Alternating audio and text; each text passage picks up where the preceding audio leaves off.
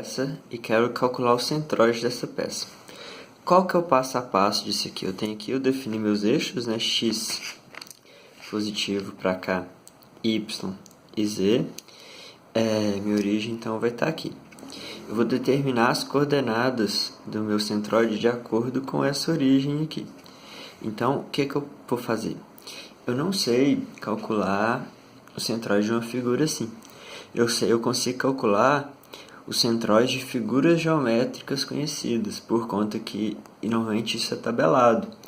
Aquelas primeiras páginas lá da sua apostila que você mandou tem o centroide de figuras geométricas conhecidas. Então o que eu vou fazer? Eu vou dividir isso daqui em figuras geométricas conhecidas.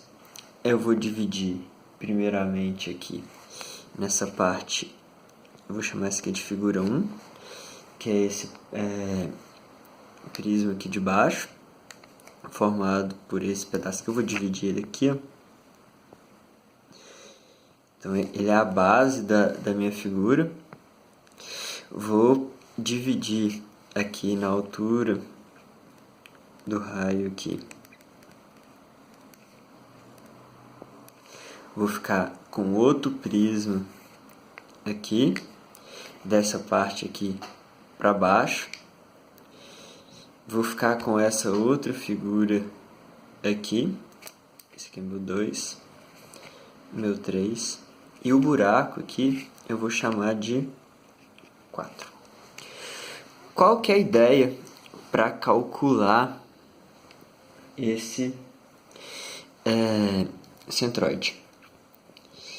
A posição X do centroide é dado pelo somatório das posições X, volume sobre volume total. Ou seja, o produto entre as coordenadas X e o volume de cada parte, ou seja, vou calcular o centroide, por exemplo, dessa figura 1. Vai ter a posição X desse centroide. É o X vezes essa posição 1. E esse daqui vai ter outro ponto com outro volume. Vai ser a posição X desse centroide vezes seu volume. Eu vou somando de quantas peças eu tiver.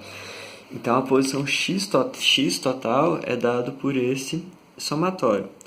Então, vamos lá. Vamos pegar aqui, vamos tentar calcular parte a parte. De um prisma, quando eu pego aqui um prisma, o centroide dele é no centro geométrico.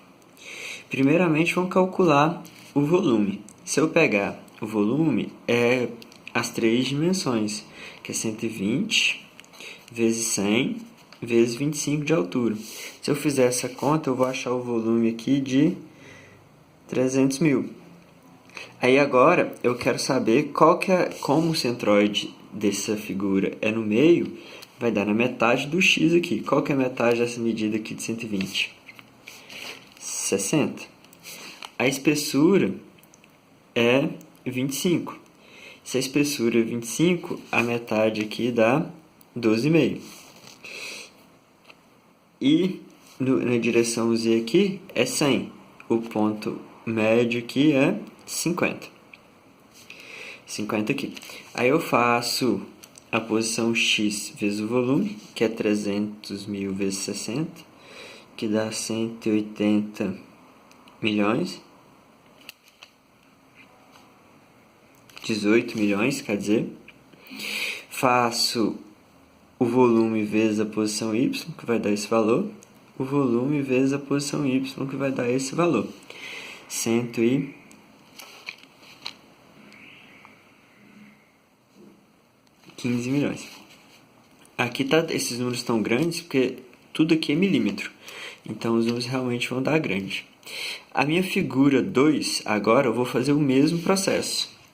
Qual que é a figura 2? É essa daqui, ó. Formada por esse prisma aqui também. Por enquanto, eu imagino que ele é inteiro, que não tem o buraco. Depois, no final aqui, eu vou subtrair essa área desse buraco. Então, como que fica? como que fica o volume? 75, que é a altura dele, 25 a espessura e 100 aqui na posição X. Multiplicando esses três dá 187.500. Qual que é a posição X? Aqui, ó. Ele tem essa medida aqui de 25. O centroide dele é na metade, a posição X na metade. Então aqui é 12,5. No Y vai ser na metade da altura. Metade de 75 é 30, 75 dá 30, dá 35, 37,5. Dá 37,5. Só que eu tenho que considerar sempre da origem. Se aqui é 37,5, só que eu já tenho uma espessura de 25 aqui.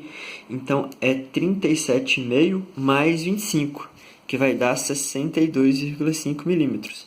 Porque é sempre a medida em relação à origem. Então, é 25 mais a metade disso aqui, que vai dar a posição do centroide da minha figura 2, 62,5. E o Z continua sendo no 50. Minha figura 3 é formado por esse meio cilindro, né? Eu tenho um meio cilindro aqui que forma daqui para cima. Então, um meio cilindro. Eu tenho que calcular a área o volume desse cilindro.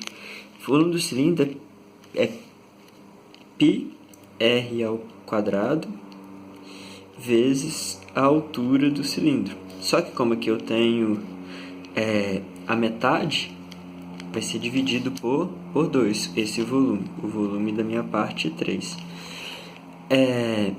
O raio desse cilindro vai ser quanto? Vai ser...